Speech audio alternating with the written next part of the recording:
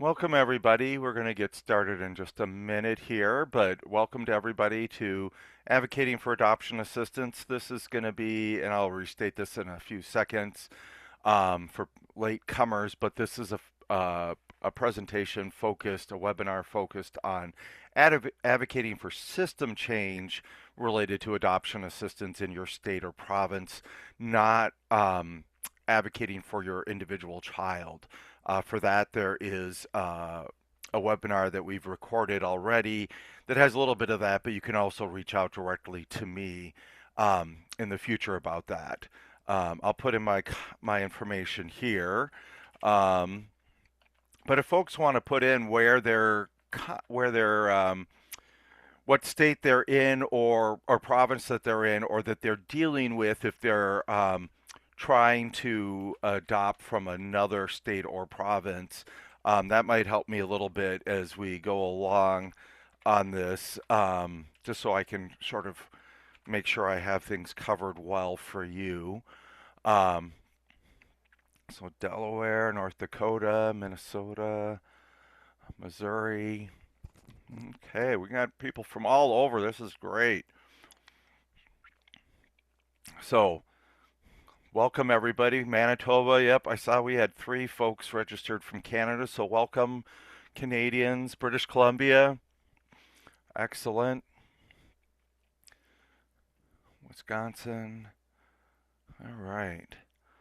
So, looks like things are slowing down, so I'm going to get started here. So, my name is Josh Kroll, and I am the Adoption Subsidy Resource Program Manager. I've been that role since 2009, and prior to that, I was Program Assistant for Jack of all trades here at Families Rising, formerly NACAC, North American Council on Adoptable Children. Um, sort of doing all sorts of things, but supporting our adoption subsidy program. That's why they promoted me to this position when it became open.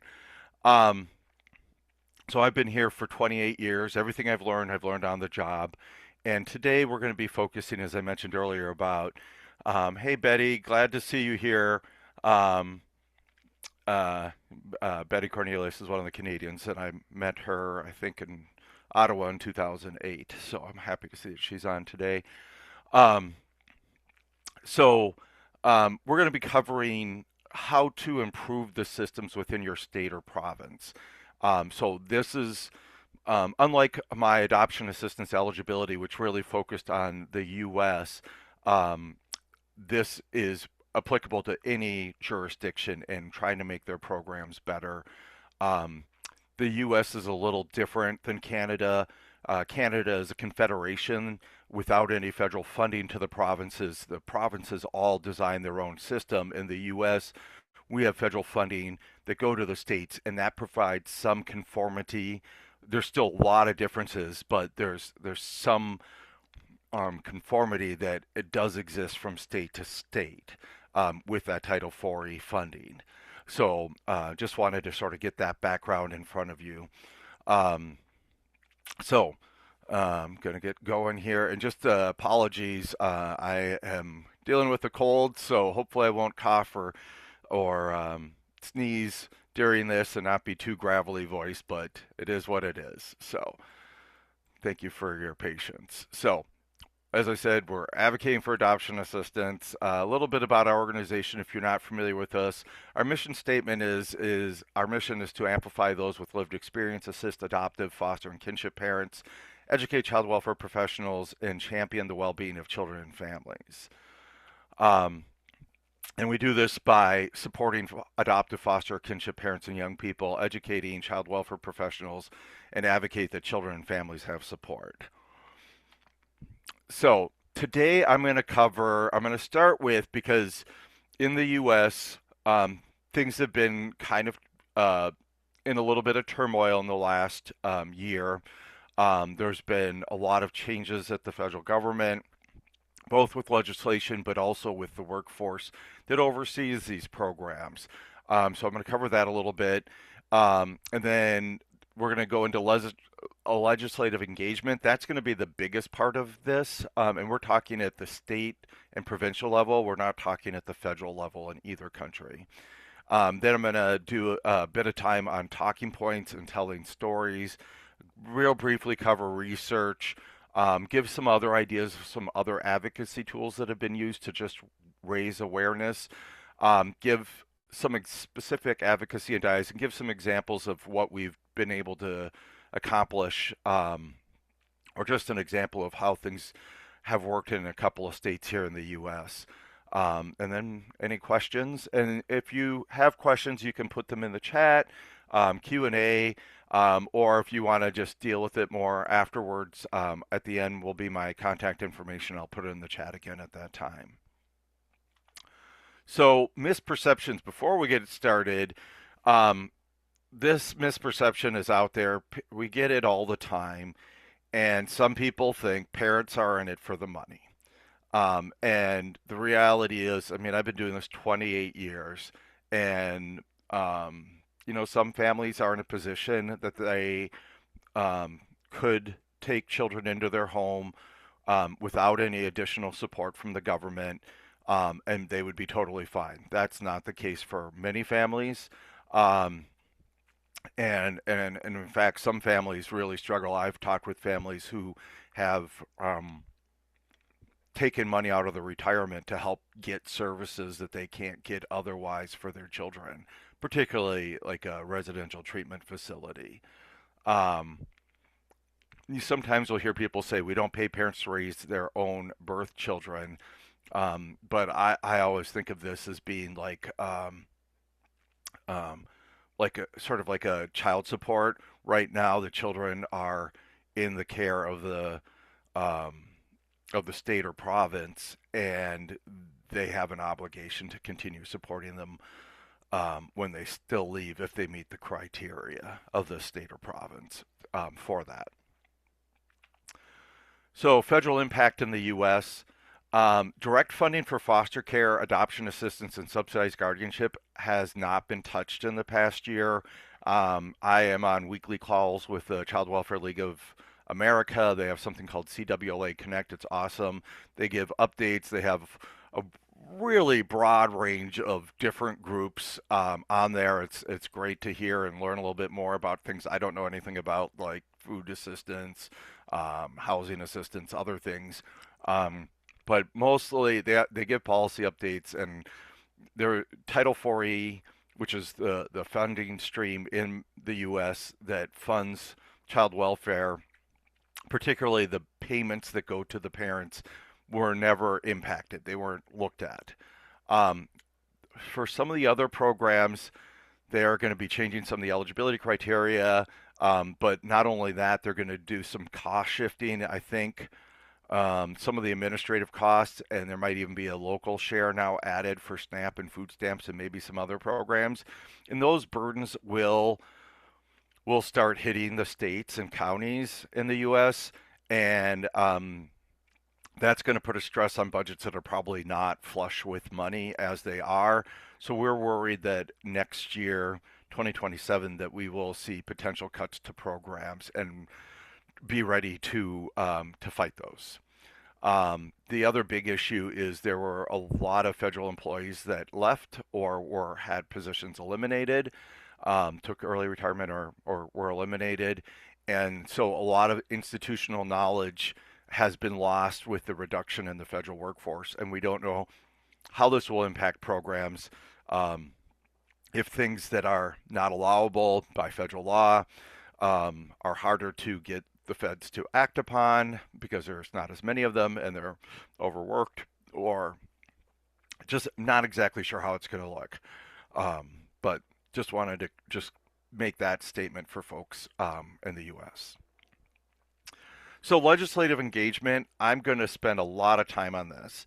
And the reason is in Canada, since there's no federal funding, all of the money comes out of the out of the province. So you're going to be looking at your province and how they fund things. And I'm quite certain I'm not as knowledgeable on Canada's civics as I am on the U.S. civics. I didn't take that in university. I actually went to the University of Toronto, but I was focused on geology, the sciences.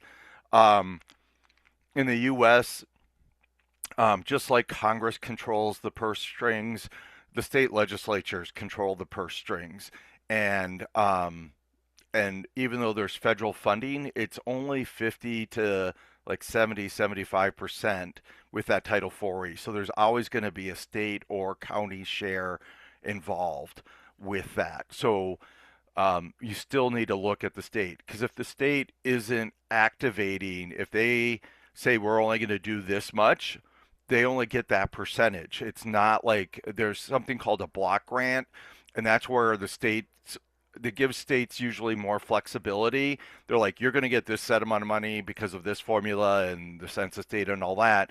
But with Title 4E, foster care, adoption assistance, and guardianship assistance, it's a straight percentage. If the state says your foster care rate's $1,000 a month, and at the kid's Title 4E, the state's gonna get reimbursed 500. If they say it's $100 a month, they're gonna get $50. So the state has to put up money to get that match. Kind of like if you're retired, or looking at retirement and your employer does a match or something, you still have to put in your portion to get the federal portion. So, as I just said, state and provincial legislators hold the purse strings, um, and many things are set in statutes. Beyond just the rates, there's a lot of other things that are set in statutes. Sometimes it can be the definition of special needs. Who is eligible for adoption assistance? You know, is it a child over the age of 6? It could be as high in the past. Kansas used to be 12. Recently, Indiana went down to 0. So what is considered hard to place? What will make a child eligible for adoption assistance? Every state except for Nebraska has 2 chambers. Nebraska has a single chamber. Um, I always think that it's good. I have done a little bit of uh, advocacy here in Minnesota and once in Indiana at the state legislature, and there are usually committees that deal with, it's like not the whole body, but some committees deal with certain things like human or children's service issues. Find out which ones apply to the issues that you're talking about, particularly adoption assistance. And for Canada, with your parliaments, which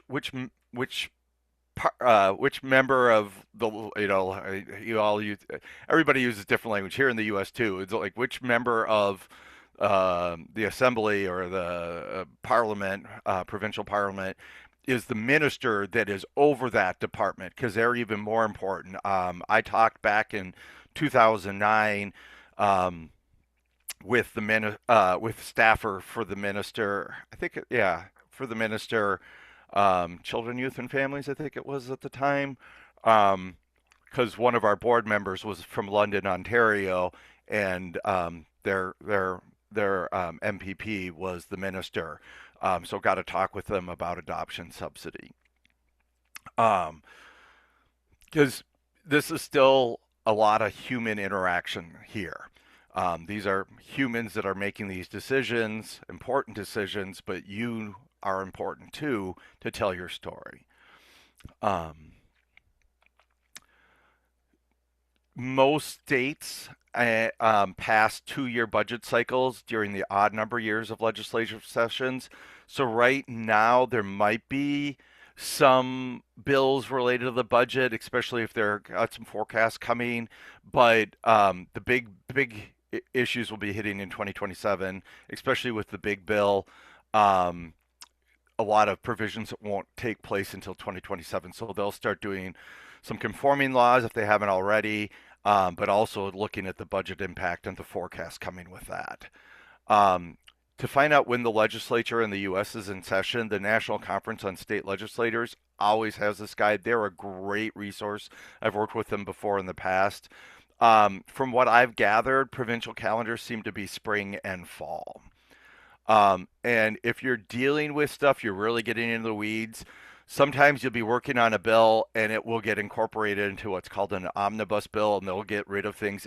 There's all this like weird procedural stuff. When I was in Indiana back in 2019, there was Like what I went to testify on, they couldn't really move that bill forward because it didn't have enough hearings within a certain amount of time. It's like that's all arcane stuff that really is a pain. But it just know that that may happen, and these things can take time. Anything you're doing can take time. Um, but when you connect with your legislators, you really want to know. I think I have these slides out of order. I apologize, but you want to talk with your specific person, right? Like I'm a guy in Minnesota. If I call up, someone in Indiana to say, hey, I want you to do this, they're like, where are you? You're not even in our state. I went to Indiana as a subject expert. That's why I was there to speak um, because I was a subject expert. But here in Minnesota, I'm going to try and work with my state senator, my state representative, and I have met both of them. Um, but try and find out who they are. Are there any personal details you know about them? I had, when I first moved in my house many years ago, someone who I didn't know in high school. I think she was a year behind me. Um, but I talked to her about some issues in Minnesota and our foster care and adoption subsidy rates. And her godparents were foster parents who struggled to adopt because of the disparity between the rates. Like that was really useful information. I was listening to a U.S. committee hearing today, and one of them talked about one of the U.S. congresswomen had she had two adopted grandchildren. So, like, are there things that are give you that talk about something in common? Sometimes you even have uh, fo- um, legislators who have been foster, adoptive, or kinship parents. So do they have any family or personal connections? And and not it's not exploiting it, but it helps strengthen that connection because you both can talk about similar things. They may have stories. Listen to those stories and talk about how you've seen similar things. Or you've seen more challenging things with the families you're working with, or with your own personal family. Um, as I said, you may not find a solution this legislative session. Um, this this can take time. Like we in Minnesota are trying to end. We have an issue in Minnesota. We had a different issue that I was talking to my high school classmate on when she was my state rep. We have a different issue. When we fixed that, we didn't fix it perfectly. So we're in Minnesota right now, children who get permanency before the age of 6 only get 50% of the foster care rate. Everybody else gets 100% if it's 6 or older, and that's for the rest of the time. And we've been trying to fix that before it even was in the law that way, but we've been trying to fix that since 2013, and it cost money. And it cost enough money that everybody agrees that it's a bad law, but no one is willing to step up to the tens of millions that it would take per year to fix that. Um, when talking with state legislatures or provincial legislators, um, I've seen this happen in Minnesota and California, or not Minnesota, Washington State and California. This is probably more than 10 years ago. In the US, we have really increased the number of adoptions. When I started in 1998, it was probably around 25, 30 million a year. These days, or not million, sorry, 25 to 30,000 a year. As part of that cold thing going on, I'm sure. Um, since the last 20 years, the number of adoptions from foster care have been in the 50 to 60,000 range. That's pretty standard. The last 20 years, it's been 50 to 60,000. When that happens, and these kids are in care, they're getting permanency. And they're getting this adoption assistance until they're 18 and maybe extended to 21. That's going to increase the line item budget for adoption assistance. And so we saw, I've seen some legislative write-ups both in California and Washington states about how those budgets keep going up and up and up and up, which is good because kids have gotten adoption, have gotten permanency, but they were like, but our foster care budget is still flat. It's not going down. And it's like, well, kids still come into care, and we are doing a better job at reunifying, so some get reunified. Um, but like this going up is a good thing because these are kids getting permanency, not aging out. Um, so be prepared, like if you're reaching out to legislators, that they may have that in the back of their mind. Um,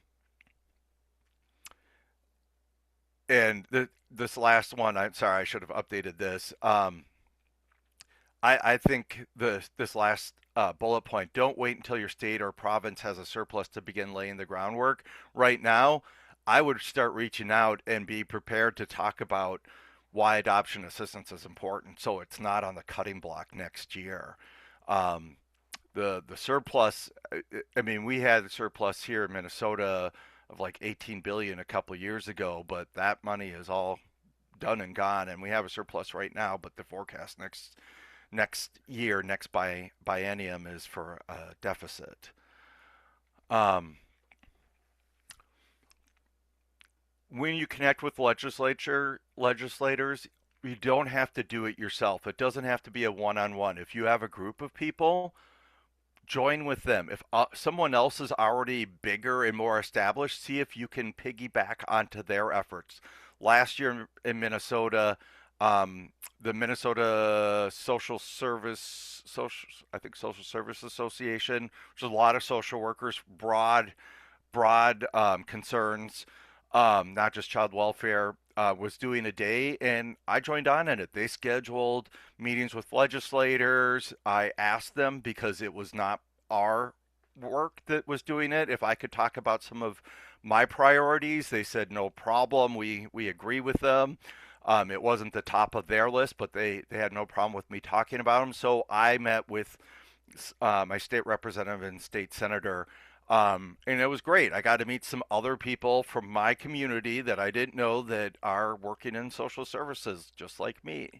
Um, if you're trying to do things during the legislative session, schedule the meetings in advance with your legislature and be prepared for them to be canceled, because they might be called into a committee hearing last minute. But their schedules are very full during the legislative session. So if you're doing any interaction with them during the legislative session, schedule meetings in advance. Um, outside of legislative session, because National Adoption Day is usually in November. I would say invite them to that.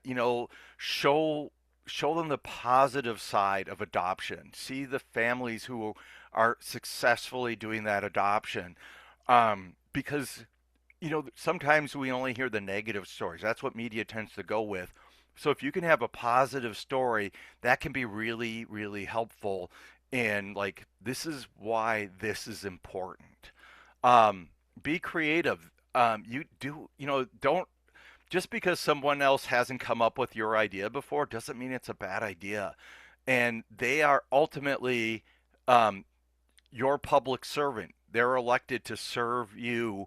They should be responsive to your issues. Now, they aren't always. I had a good relationship with a state representative, senator of mine, but he didn't agree with some of my solutions on things. And so when I'd bring them up, one of the last times he's like, you got anything new? Because if you don't, he was like, he gave me like a minute, and I like drove all. I mean, it wasn't far. I live like 10 miles from the state capitol, but I drove all the way over there and walked to the office and came back, and it's like, oh man, that felt kind of bad. I didn't think badly of him.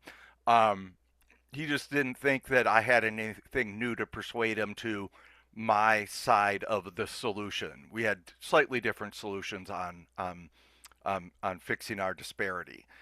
Um, but he was still a good guy, and he was very interested in child welfare, so I didn't take it personally. But in the moment, it did hurt a little bit.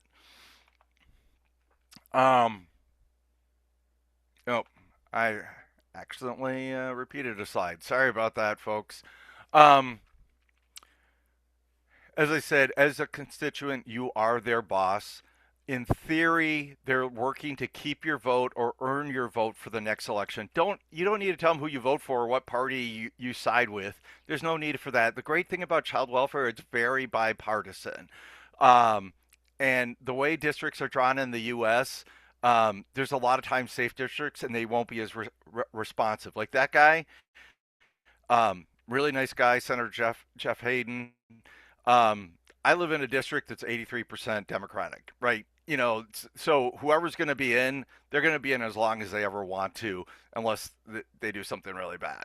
Um, so they don't have to be more responsive, but thankfully they generally have been to me. But if you're in a purple district in the U.S. and in Canada, I'm not sure how they do how they draw the ridings, but with three legislators, you have a little, with three major parties, you have a little more variety there. Um, but you know, don't there's no need to let them know that you might not like any of their other policies. Don't antagonize them. You want their help. Um, so just work with them and just focus on the issues. Um, yeah. Sometimes you're going to work with administrators and always be respectful with them, even if it's difficult, um, because ultimately they're the ones that are doing all the nitty gritty of running the programs. Don't burn your bridges. Like I've had to contact states, fight on issues. Our federal 4E, the state law is not compliant with it. The state is stuck sometimes following their law until they're told they can't or they shouldn't. They need to fix it.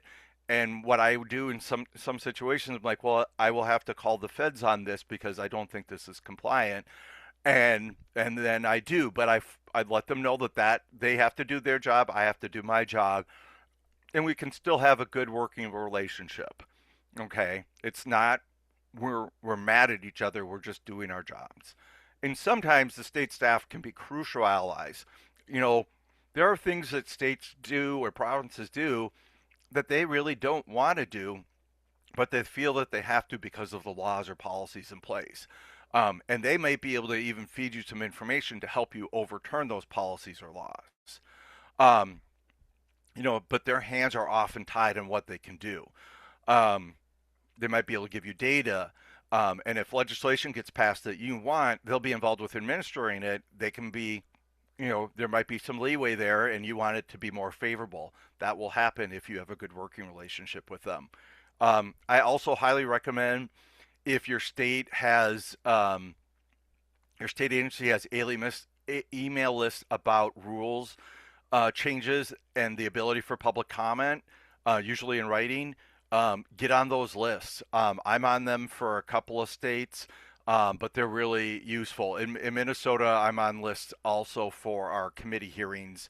And I just look, it's like, oh, that's about, like nursing home staffing stuff. Well, that's not child welfare. So I ignore that. I just look for things in the titles that they give and see if it's something I need to explore further. So, any questions here? I'm just sort of been talking away. I don't see any. So, I'm going to go into talking points and telling stories. Um, and this is being recorded. You'll be able to review it. The slides will be sent out to you. Families face special challenges raising adopted children with special needs. I mean, if you think about it, just the removal from the birth family, that's a loss and grief right there. If there was poverty, neglect can be pretty challenging. Prenatal exposure to drugs, any abuse, any of those things are going to carry along with the child. Currently, over 100,000 foster children in the U.S. are waiting for an adoptive family. And I put that as over 100,000. They've changed the AFCARs and they're not saying children waiting for adoption anymore. So I don't know the exact number that the federal government would post.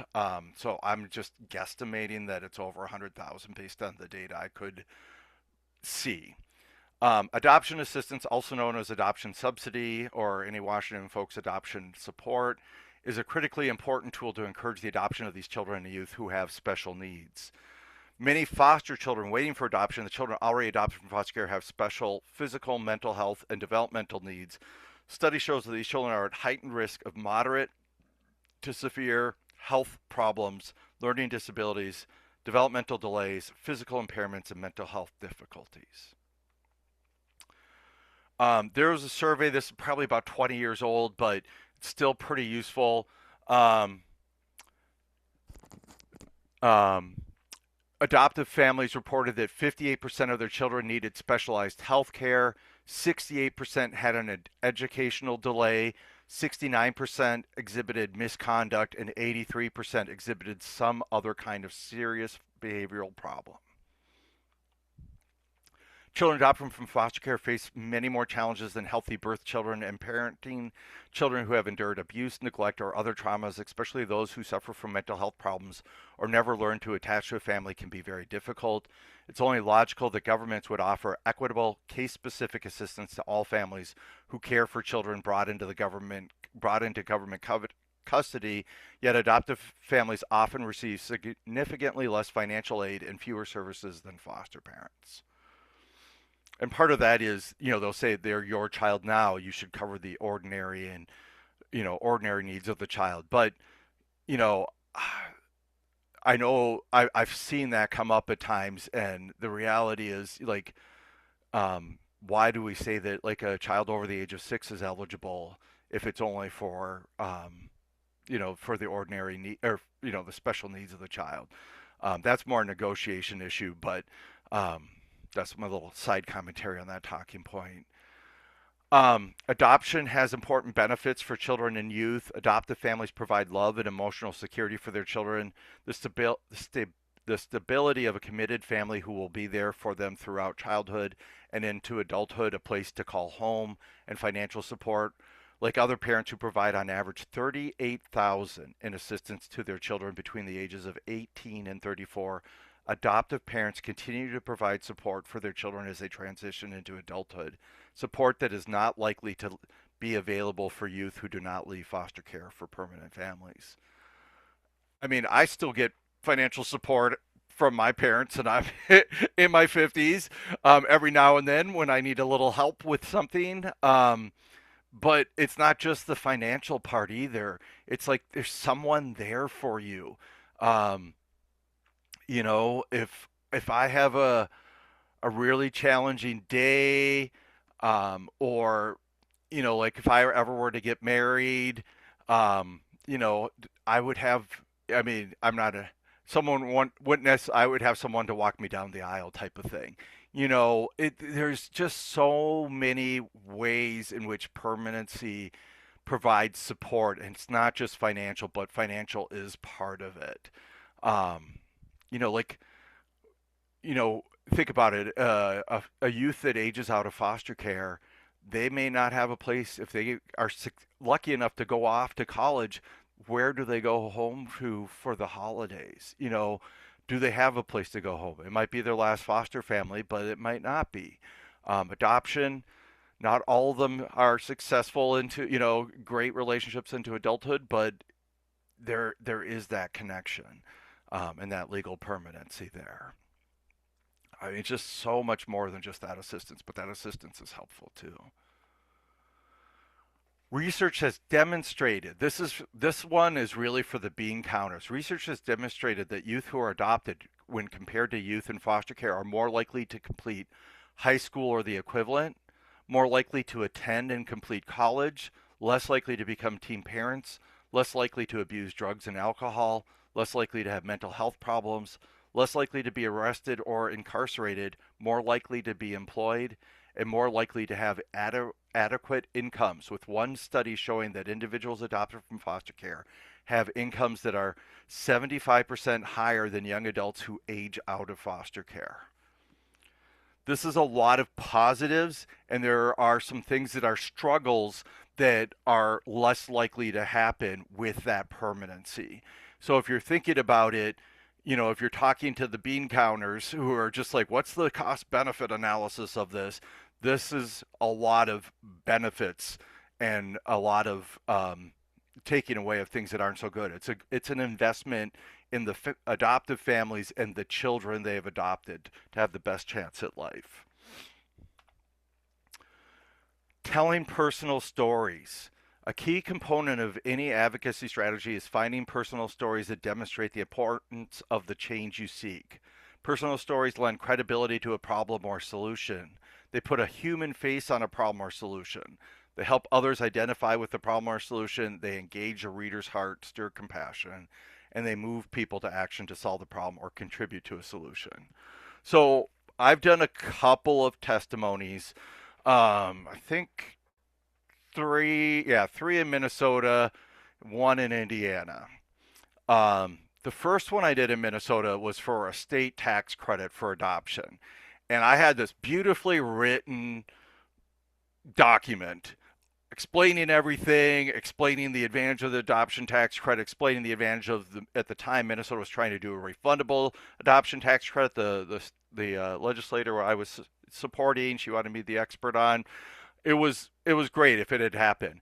But when I got up there and I was doing this for the first time ever, I was like, if you ever seen that movie, Despicable Me 2, the little girl, the youngest girl, when she's doing her Mother's Day poem or song, I can't remember which one it is, and she just sounds super wooden, that was me. I sounded super wooden. I read what I wrote, and there was like zero inflection or emotion in it at all. So I sounded like AI.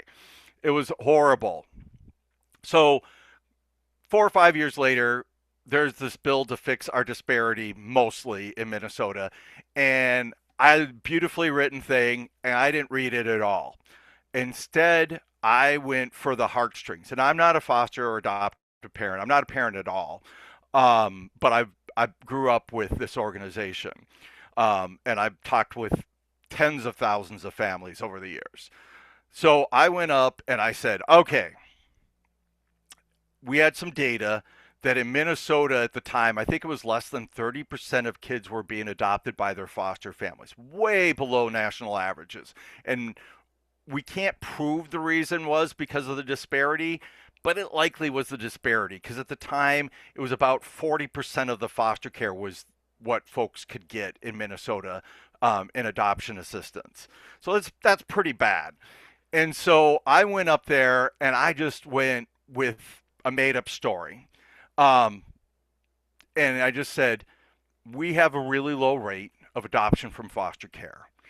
Um, and so we have all these kids being adopted by someone that they're learning again. And I said, think about this. These are kids already removed from one home. They're not being adopted by a relative or their, foster parent. So they already had to learn at least one new home. What do they eat? What are the rules? What are the traditions at holidays? And how are they different from the birth families? You know, don't want to make a mistake and ruin the holiday. And then because we have this disparity, we have kids now having to learn a whole new family because the state of Minnesota wasn't willing to change for over 20 years the how adoption assistance is calculated and have it keep up with foster care. And so we're doing that to the kids, right? And the key here is you're focusing on what is it for the child or the youth, not about you as a parent, not about you as a worker or administrator, but how is that impacting that? And I think I got a couple people to actually pay attention. Like if you ever testified, some of them are going to be on their phones. I mean, that's just going to be the case. But I had a couple people I felt I was heard in that committee hearing. The last one this last year, I had a short period of time, but I just hit my points because I had like less than 2 minutes to talk. So I couldn't really go into a story. But sometimes I'm there for the data. Um, in adoption assistance advocacy, the stories need to demonstrate how the monthly benefit or the Medicaid made a difference to the child or youth. For example, if the family couldn't have adopted without adoption assistance, the story might explore how adoption has changed the youth's behaviors and leading toward a brighter future. Or they might discuss how the family used adoption assistance to help the child function better in school, at home, or in the community. Be careful not to focus on the money itself or to talk about things that might be considered luxuries. Like I've had families tell me, "Oh, if I got more or I got it at all, I could save that up for college for a state that doesn't have tuition waiver or a province. And it's like, that's great that you are in a position that you can do that. That is not a compelling story for this. So we're not going to focus on that.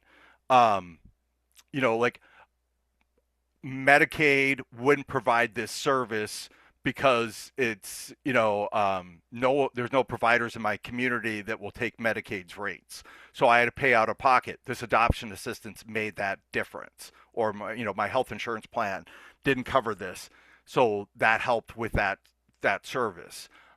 Or our adoption assistance helped us try some things that aren't typically provided by Medicaid, and they made a big difference, like equine therapy or something else, neurofeedback. I mean, those might be a little harder one because people might be like, that's a little new agey, but explain how whatever service you purchased with that money, how that outcome improved the child.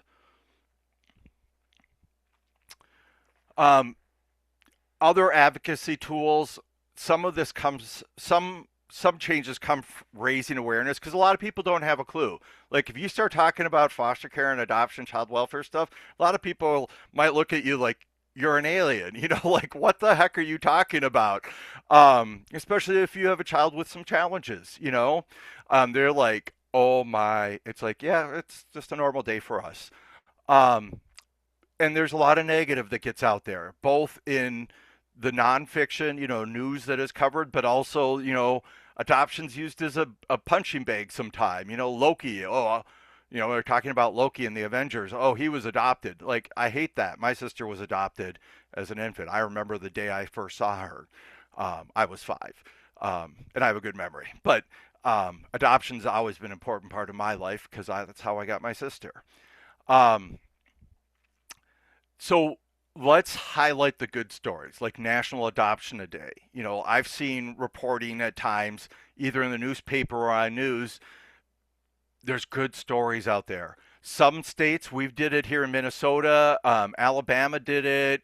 I think Nevada might have.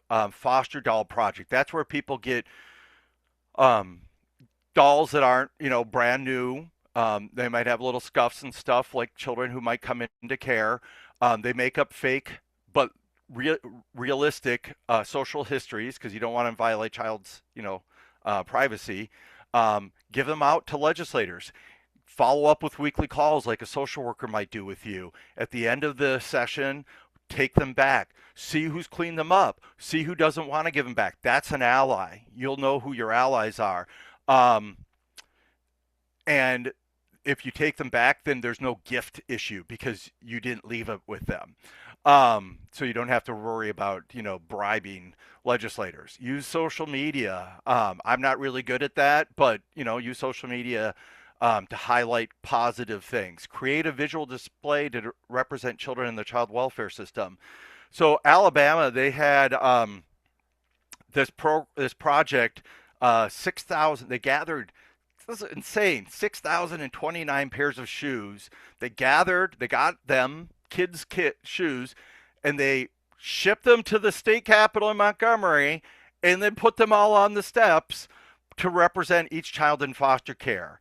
And they did that to raise awareness. Like, I know what Minnesota State Capitol steps look like. I've never been to the Alabama Capitol, but you'll see it on the next slide.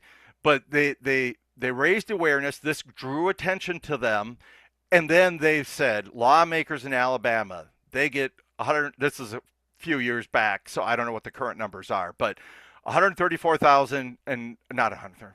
$134.25 a day. It costs $35.98 to house a prisoner in Alabama a day, and foster children in our state receive between $8 to $14 a day. Another comparison that I've seen used a lot um, is comparing the per diem that foster kids get, and then that leads into the adoption assistance to what it costs to kennel a pet if you're going on vacation. And that can be pretty hard to, like, oh wow, that's the state provides foster families who are doing really important hard work less than a facility gets to house a pet. So this is what the Alabama Shoe Project looked like when they did it. And you can see down in the bottom left corner, like, here's all the boxes. Like, I don't know how they did it all, but a lot of volunteers, probably a couple box trucks, and maybe some pallet jacks. But um, that definitely, that's more impactful to me if I've been in that spot to see how it fills up with all these shoes than if you just tell me 6,000. Because in some respects, I'm a pretty visual person. So, like, this is really helpful, but it just this alone wasn't enough. This was also the important part of that day. Research. Okay, I'm going to take a break here real quick and I don't look at the two chat comments in the chat. Yeah. Yeah. Okay. All right. Well, not anything I need to respond to yet, but we'll have a little bit of time at the end of this. So, research, we have three books that are available on our website, or booklets. They're pretty short. I think they're they're probably like, they're less than 12 pages each, I think. And they compile a lot of research on, on adoption assistance, and they have great footnotes so you can see, go even further. Although they are a bit older documents, but they still are pretty important documents for just finding some more information.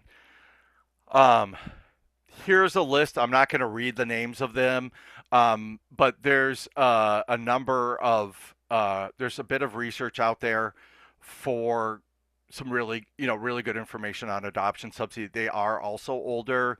The Hansen ones I really like. Mary Hansen, because she's an economist, not in social work. Not that there's anything wrong with social work, but the economist helps with the bean counters, the cost benefit, analysis people. So that's just a couple more on there. Once again, you'll get this slide. You don't have to write this down. Um, and if you're looking for any of these, feel free to reach out to me. I think I have them digitally that I can just send them to you. So I have some specific ideas for advocacy. Um, the number one most important is subsidy rates up to the maximum foster care rate. Obviously, we're working on it here in Minnesota at 50%, but there are some other states that do have lower rates than the foster care rate. To some extent, Texas, Washington State, um, and uh, sort of North Carolina. North Carolina's got an interesting structure. And it's hard because states all have their own little unique things. Like in North Carolina, everybody gets one basic rate unless the county is involved and there's funds in the state funds for a special adoption incentive thing, a SCIF or something like that, or the child's HIV positive.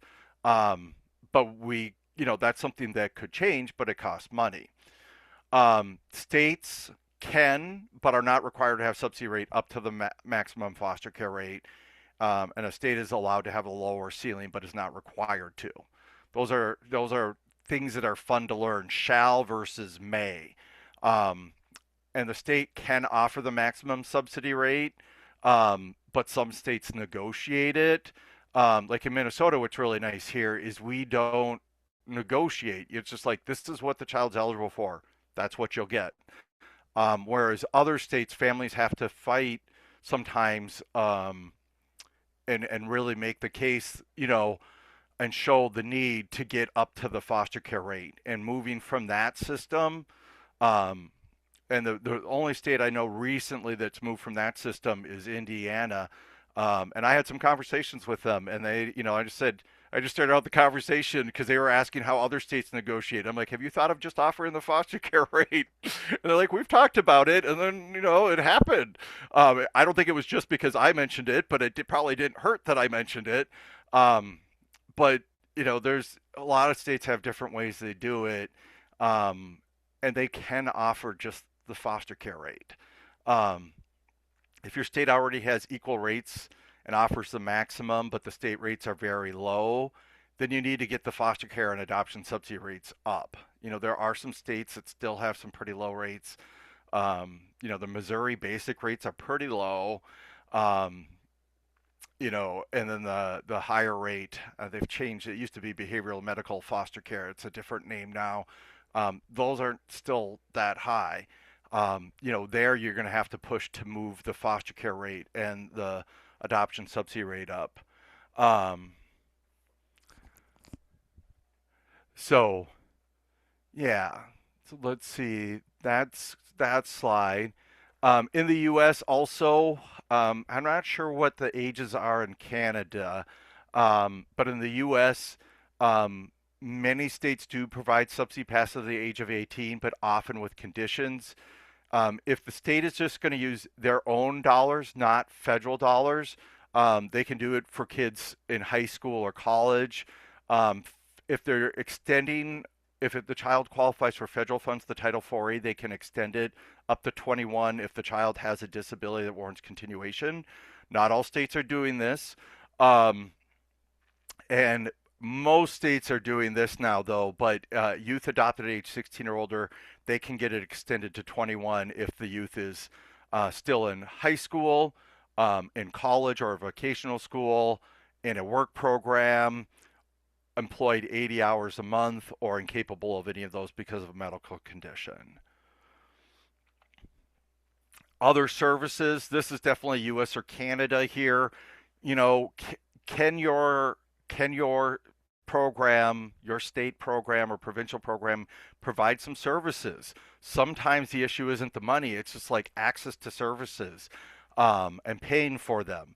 Um, but then you have to ask questions. Is it supposed to be covered by Medicaid or the provincial health plan or a requirement of schools? Like, um, what's the big one for schools? Oh, shoot. There's one here in the U.S., and we'll call it cold brain, um, where they'll often say that's a responsibility of schools. I don't think it's the hearing test, but it's something with a physical disability. Um, but the social services, a lot of times governments will play a whole, that's not from our pot of money. You need to go to that pot of money to try and access that. There's a lot of silos, they call it, or I flippantly sometimes say it's not it, like that childhood game. But adding services, how much will it cost? Who's eligible for it? And do you have to reside in that state or province that the child came from foster care? Like Vermont, they have child care assistance available if you reside in Vermont. If you live outside of Vermont, that child care assistance isn't available because how they've structured that support system.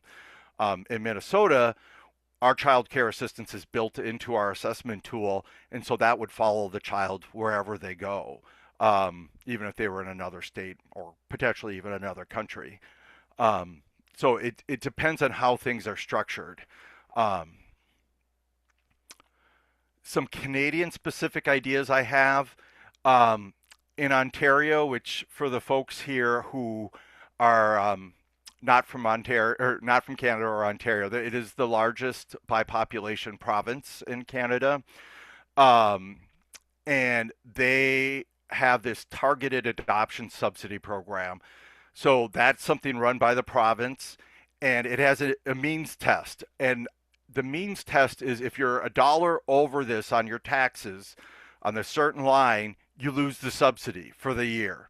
If your income goes below that, the next year you can get it reactivated, thankfully. But if it goes over it, you're gone. It's gone for that year.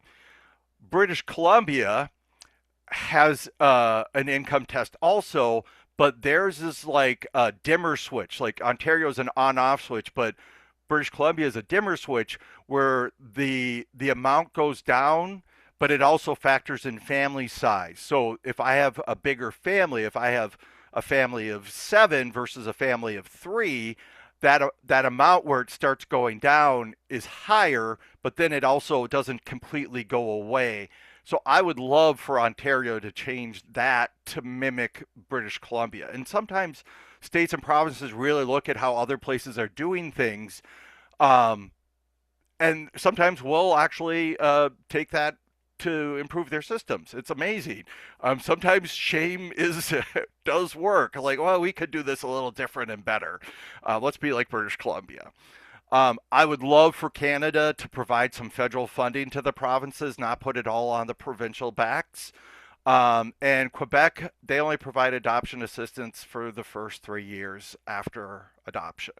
It'd be nice to have them provide more than after that. But I think at the fed, if in Canada, if we could get federal funding to the provinces, that would probably help more.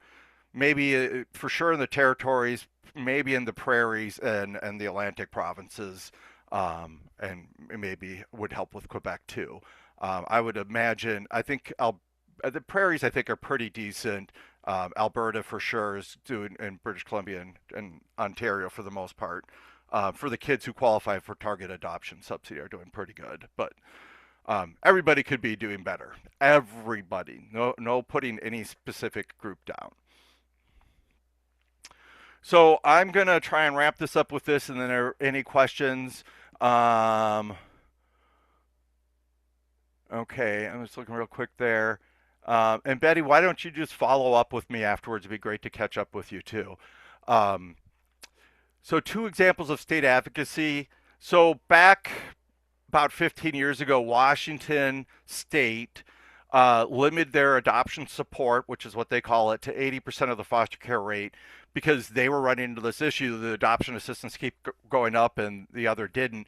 When they finally moved to actual pass a law, not just have the department do that, I will tell you that law was unanimous in both houses. So all the Democrats and all the Republicans, there was one non-vote, all voted to this 80% cap. Um, and it's just it was a struggle. So it's like I'm getting, let's say, $1,000 a month. Now I'm getting $800 a month. It's the maximum. I have to negotiate up to 800. Now they have changed that, and that 80% does exist for younger kids, but it can be as high as 90% of the foster care rate, but based on the age of the child at the time of adoption. So things do alter over time. And, I'm sure that 80% was probably a combination of, or the changing from just flat 80% to 80 to 95% was probably a combination of two things. One, we want to get youth adopted and not aging out because that's just bad. Let's get youth, some form of permanency. But two, it's less years. If I've got a 5 year old, I'm looking at least 13 years. If I got a 15-year old, I'm looking at 3 years. That 15% difference is does add up with all those years. So it's overall a lower budget cost because it's a less number of months that are being paid. Indiana, and we didn't really do a ton to try and help with Washington State on this, but I just wanted an example of how things have sort of changed over time there and sort of the background on it. In Indiana, in 2009, they stopped funding the monthly payments for non 4A adoption assistance. They went from a county system to everything under what they call the Central Eligibility Unit. And that was to provide consistency, but there was concern by state legislators that they weren't asking for enough money, and that sort of bore out when they said they started doing $0 agreements, and they said someday in the future when we have money, we will fund this program. And they didn't seem to really be looking to fund the program because I had conversations with high up folks and I asked them like, how much would it cost to fund this? In Minnesota, we know to fix our problem, it's going to be like 10 or 20 million a year. We have some idea, and we're trying to get that nailed down. What the current amount would be, because that's needed for the state to authorize it because they need to know how much money, you know, the bill's going to cost. What happened is a grandma got fed up. She adopted some of her grandkids, and she got the $0 with the Medicaid, the Hoosier Care, and she sought a class action lawsuit. We filed the affidavit on support of that, and they settled in 2014, and they started funding it. It was about $10 million, but it didn't provide any retroactive payments. But I will tell you this, what's great in the last couple of years is they stopped negotiating, as I mentioned earlier. And as I mentioned earlier, all kids are considered special needs based on age of being alive, being over zero. And those are great things. I mean, in the 16 years, I was like dreading calls from Indiana. Now I hardly get any, I don't get a lot of calls from Indiana, but Um, it's great the changes that have happened over those years. Some of them we had to fight them on. Some they've been doing on their own, and that's why you don't you work with your state administrators. Like when I did a training, I said this is between 2009 and 2014. I'm like, this is what I'm hearing from families, and they're like, we're not hearing that. This is like top state people. I'm like, well, if this comes up, this is how I'm going to respond. I was not going to like side swipe them. I'm going to be very factual, but I'm an advocate. I'm going to say these things, and they came up, and I said those things. So that is right on time. Dang. All right. All right. So I'm going to put in my contact stuff. And were there questions people have? Or do you want to reach out to me one on one about your state or province? Um, but I am happy to talk to anybody because I like making things better for families. Um, and let's see.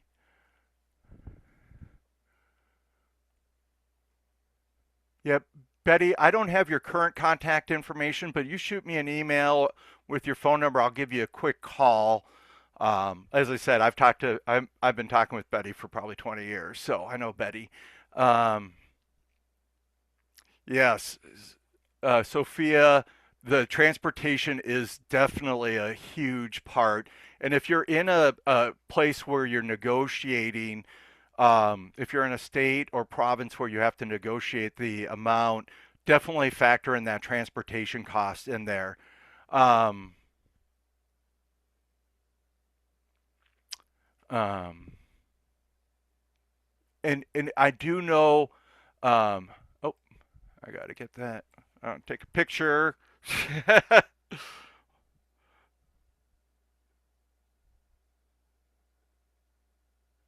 All right, just make sure I have that. Um, So transportation is definitely a big issue in the U.S. Definitely see if you can get some medical reimbursement under Medicaid if you have that transportation, but that doesn't help with the amount of time that a family is, losing from work if if that parent had been or could potentially work. But it's definitely something that is an issue. Um, because you might be getting assistance with that when you're fostering, and then it drops off when you adopt. So, great point, Sophia. Um, I don't. Becky direct messaged me. Are there states that are doing post adoption support resources well, staying in touch with families, ensure they're connected to what they need? Um, I don't. I'm not sure. I mean, I know in Minnesota here, families or Foster Adopt Minnesota does at least a year of follow up with families after they adopt. Um, I know New York has some great post adoption programs. A lot of states do. There's Oregon Post Adoption Resource Center, Alaska Center for Resource Families. Virginia's got different ones for the different four regions. Georgia has post adoption. They call them PAD managers. I don't remember what they stand for, but there's also the Georgia Center for Resource Support. Um, Florida, yeah, the community-based agencies have their counselors. Um, and yeah, Kansas. I think most have it. Oklahoma post adoption. It's if here's the big thing.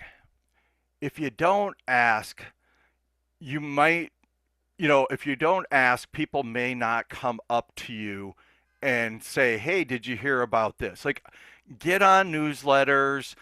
Some states with, even with direct deposit will send out emails with newsletters like for the adoption tax credit. So people are still getting our information on that. Pay attention and don't think that you have to do this yourself. What can they do? They're going to tell you no, then you're in the same boat as you already were, but you don't, you may have already, tried that out. And you can connect with support groups. Because someone might not know something, and someone in a support group might have already fought that battle, can already do it. You can always reach out to me. Anybody can reach out to me anytime, and I will I'll be more than happy. Sorry, cold. I'll be more than happy to help anybody the best I can. But yeah, lots of states and provinces have post-adoption support of some sort. But don't be shy about it. I sometimes hear from people like, it was 8 years ago this happened, and now we're just asking for a little more help. It's like, don't wait that long. Start talking. Great. Well, thank you so much, Josh. This Thank is you, Becky. a lot of helpful information. And you all have Josh's contact information and have a good afternoon. Thank you for all your background help, Becky, as usual. Yes.